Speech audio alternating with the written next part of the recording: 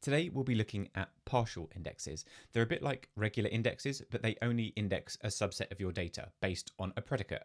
You might want to do this to limit the underlying storage that's used by your indexes. Let's say you have a table that's a terabyte in size. You have a primary key index on it, which uses space, and then you create a secondary index, which also creates space, especially if that index is a covering index. Let's have a look at how we can harness partial indexes to optimize our storage. I'll create a CockroachDB cluster. I'll create a table and a type. This will hold purchase information, for example, customer orders, and a customer order will either be in a pending, paid, or dispatched state. I'll generate 5 million rows for that table.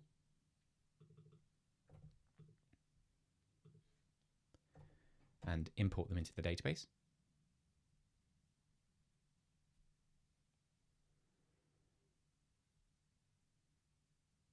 With that data inserted, I'll select a random customer ID for both a pending order and a dispatched order. I'll use those in subsequent queries.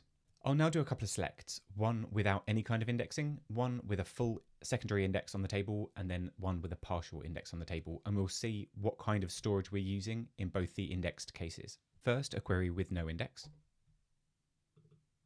We can see that took around 2.1 seconds. And we would have performed a full table scan over the purchase table. That would have scanned 5 million entries in the table, and that query will only get worse over time as the table gets bigger. Cockroach is suggesting that we create an index on the table. I'll create that now. And with the index created, I'll run the query again. This time we're seeing around 2 milliseconds to return the data, when before it was taking over 2 seconds. We'll have a look at the explain, and now CockroachDB knows exactly what it's looking for. It's looking for this customer ID and the pending state, both of which are indexed, so it can do an immediate lookup. And because we created a covering index and we're asking for the data that's in that covering index, i.e. the amount and the timestamp, we're getting that data straight away without having to do a primary key lookup. With this query, I'll be able to see how many megabytes are being used by the index and the number of rows that are included in that index.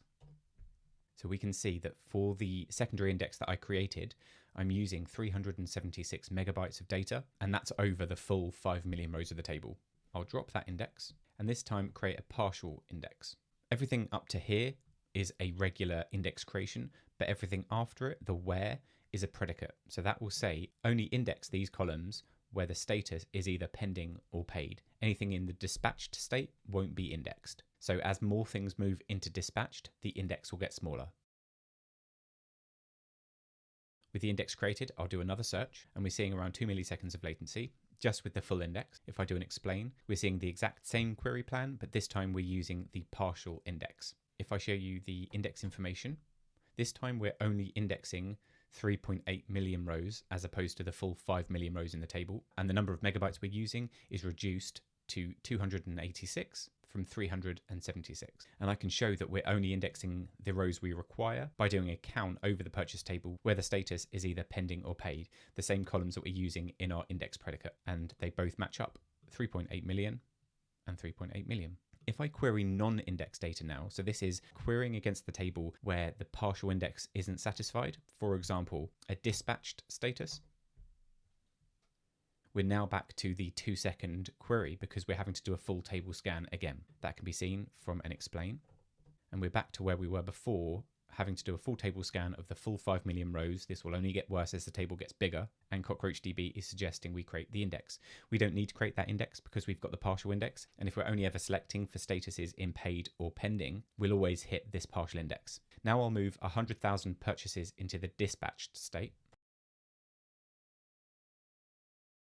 And with that done, I'm going to lower the TTL in seconds, the garbage collection window, to 10 seconds, just for demo purposes. CockroachDB will clean this data up for you, but lowering it to 10 seconds is fine for demo purposes. Don't do this in production. In real time, I'm about 20 seconds after I made that update. So if I run this again now, we'll see that we've gone from 3.8 million in the row count to 3.7 million, a reduction of 100,000, the same as the update I made. And we've also reduced the number of bytes that are being stored in megabytes. To wrap up, partial indexes are great for cluster performance. They consume less data than a full secondary index, making them less expensive to work with. They're less expensive to create and modify. And when it comes to scanning the index, you're scanning fewer rows, so your queries will be quicker, especially over very large data sets. Writes are also benefited from partial indexes because when you make a write to a table, that will go into a primary key index and any secondary indexes that affect that row.